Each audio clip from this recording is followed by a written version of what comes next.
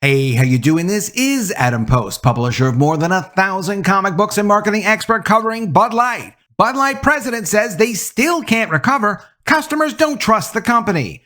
Let's get into the story. Before we do, please be sure you are subscribed to the channel. Click the bell for notifications. Give me a thumbs up. I really appreciate you guys. Coming from Fox Business, Bud Light lost trust with consumers, won't turn around without apology, former Anheuser-Busch executive says. Bud Light's Super Bowl commercial does not restore authenticity. And from CNBC, Molson Coors looks to lock in market share gains as consumers shift away from Bud Light. Also from CNBC, Trump's pro-Anheuser-Busch post came after UFC boss Dana White urged him to back the company, according to a source. And it makes sense because there was no reason for Trump to come out and support Bud Light, but his friend UFC boss Dana White has been tight with Trump for years and still continues to support Trump. That's where that came from. But from the Federalist, no matter what Trump says, everyone's going to still keep boycotting Bud Light. Their sales have not bounced back. And they have a serious contract deadline that keeps getting closer. And the most interesting thing about it is the workers want job security that the workers have to know are really not possible to get because they still have massive layoffs coming. From the World Socialist website, contract deadline looms at month's end for 5,000 Anheuser-Busch workers in the U.S. From Fox Business, Bud Light lost trust with consumers, won't turn around without apology, according to former Anheuser-Busch executive Anson Frericks. While the Bud Light genie offered to grant any wish during the beer maker's Super Bowl commercial, one former Anheuser-Busch executive cautioned the high-dollar advertising attempt didn't win back customers. Anson Frericks is the former president of distribution for Anheuser-Busch. He really knows what he's talking about. We've done several videos with his interviews, and everything he's predicted was going to happen to the Bud Light brand has happened to the Bud Light brand. Quote, they haven't done a good job of climbing out of this ditch at all. You still have sales that are down 30% week over week, and that's despite them last summer spending 3 times their planned marketing budget on Bud Light. Quote, the biggest problem is that they've lost trust with their customers and they still haven't gone out and personally asked for their customers to come back to them. And until they restore that trust, I don't think this brand is going to turn around and get back to growth anytime soon. Bud Light's primetime ad for the big game Sunday shined a spotlight on the Bud Light genie who can make you filthy rich or create an epic night with your favorite celebrities. While Frericks argued the ad was pretty decent, it lacked tones of empathy. Quote, there are 2 things that get trust. 1, you have to have empathy for your consumer. Know who your consumer is. And I still think a lot of the consumers out there are asking for Bud Light to apologize when they called their customers fratty and out of touch last year. Secondarily, you build trust with authenticity, Frericks added. Bud Light was loved because it was a brand that was apolitical, was drank by Democrats or Republicans alike. It was that Super Bowl commercial, but they lost that authenticity. For this year's Super Bowl broadcast, advertising companies reportedly paid $7 million for 30 seconds of commercial time. It's about the same price as last year's commercials, but over 50% more than it cost in 2019. Those millions only cover the airtime, and companies usually end up on the hook for much more with celebrity endorsements and high-budget vignettes for their products. Anheuser-Busch InBev was noted as one company spending big on ads in an effort to rekindle Americans' affinity for Bud Light, which faced controversy last year for its endorsement of transgender influencer Dylan Mulvaney. And that's the interesting thing about it. Bud Light was not supposed to be endorsing Dylan Mulvaney. Dylan Mulvaney was supposed to be endorsing Bud Light, and that was somehow supposed to add customers. The reverse happened. And that's why so many people are uncomfortable with and hate the brand. No one wants to take their support for a brand to endorse anyone. All they want to do is get a product sold to them that they can enjoy. And especially a product that's worth more to them than the money that they spend on it. January data indicated that Bud Light's brand is still having trouble luring back customers as sales were down 29.9% year over year for the week ending January 20th compared with the same period last year, according to the latest numbers provided by Bump Williams Consulting. Quote, I think what they've realized is that if you're going to spend $7 million on a Super Bowl ad, you don't want to lose that hundreds of millions of dollars by alienating half your customer base. So I'm optimistic that you're starting to see companies swing the pendulum back, trying just to be great at delivering great products and services, Frericks noted. That's what creates shareholder value. Molson Coors isn't wasting any time. and they're taking over the market share that Bud Light has lost, and they're taking it over permanently. Molson Coors looks to lock in market share gains as consumers shift away from Bud Light.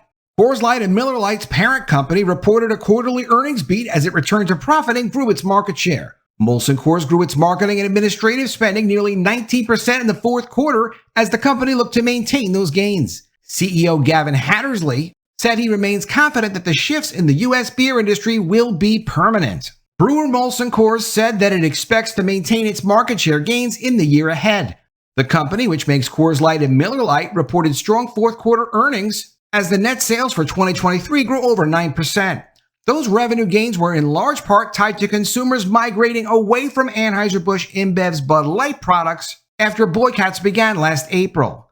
Quote, Molson Coors was well positioned to benefit from the significant shifts in consumer purchasing habits, the company said in its press release, even though it didn't directly refer to the boycotts.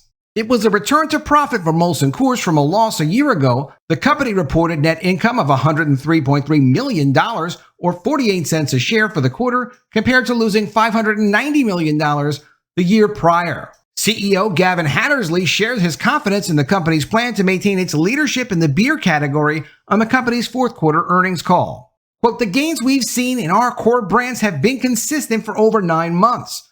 We're growing in every region, every channel, with every major customer in the United States, and at this point, we believe that the shifts in the U.S. beer industry are permanent. A lot of this has to do, by the way, with the changes in shelf space. Because Bud Light was not selling well and would not move off shelves, retailers announced they were going to be cutting back on how much space they gave to Bud Light.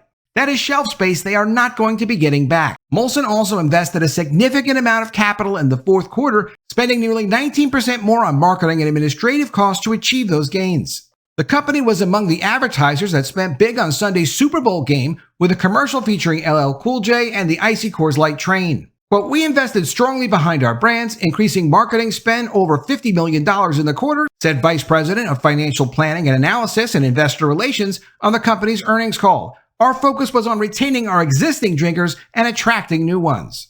Contract deadline looms at month's end for 5,000 Anheuser-Busch workers in the U.S. The International Brotherhood of Teamsters announced this month that it will double weekly strike pay for the brewers' workers to $1,000. The union has also staged rallies at breweries in New Hampshire, California, Florida, and more rallies are planned as the contract deadline draws near. The contract deadline is at the end of February. Workers at Anheuser-Busch brew, package, and ship Budweiser and Bud Light, as well as other products. They maintain the breweries and are caretakers for the company's mascots, the Budweiser Clydesdales. According to a model contract presented to Anheuser-Busch by the Teamsters, the union is seeking job protections, increased retirement benefits, and an end to the two-tiered medical insurance plan and increased wages. Anheuser-Busch workers are correct to place job security at the top of their list of demands. Workers are facing a massive wave of layoffs across all sectors as companies are looking to cut costs and boost profits. United Parcel Service, after they were forced into a really expensive deal, just announced 12,000 layoffs at the end of January. 4,000 Stellantis workers in Detroit and Toledo worked their last shifts at the beginning of January. Beer sales are down in the U.S. according to Beer Market's Insights.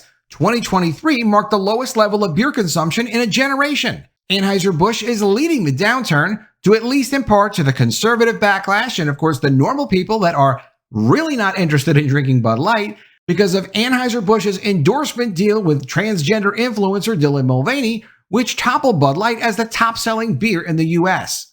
But even more fundamentally, the decline in beer consumption worldwide is attributed to inflation and the rising cost of beer. Additionally, some consumers are trending away from traditional beer products to high-end craft beers and beer alternatives. However, Anheuser-Busch workers not only face challenges from the company, they are also contending with the Teamsters bureaucracy. O'Brien, who runs the Teamsters, is using the same tactics seen during the UPS contract fight, when the bureaucracy put on a charade of organizing a strike-ready campaign before ultimately reaching a last-minute sellout deal. Of course, though, at UPS, they made such a rich deal for the employees that UPS had to lay off thousands of them a couple of months after the deal. So there really is no future for this. You can fight with these companies as much as you want, and people should be paid fairly, but Anheuser-Busch can't give job guarantees for jobs they don't know they're going to be able to have. They'll probably agree to something, they'll spend a few extra $1 billion, But these people aren't going to have these jobs. They can't when the sales don't bounce back. Automation is a key weapon being used by corporate boardrooms in the latest rounds of layoffs. UPS opened its massive Velocity warehouse in Louisville, Kentucky last November, where 3,000 robots outnumber 200 human beings. This year, UPS has already eliminated day shift sorts in Baltimore, Louisville, Kentucky, and Portland, Oregon, as the company keeps on pace to triple its investments in automation throughout its network. Let me know what you think of all this in the comments below. Always love to see your ideas. Please be sure you are subscribed to the channel. Click the bell for notifications, give me a thumbs up, and I'll see you again soon with another video. And if I don't see you, I will miss you.